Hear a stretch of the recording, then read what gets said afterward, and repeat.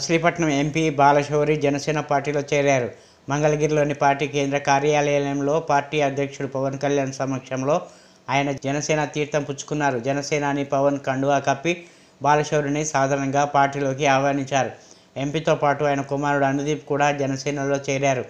Party కేంద్ర కార్యాలయంలో జరిగిన ఈ కార్యక్రమంలో పార్టీ కీలక నేతలు నాదెళ్ల మనోహర్, నాగబాబు పాల్గొన్నారు.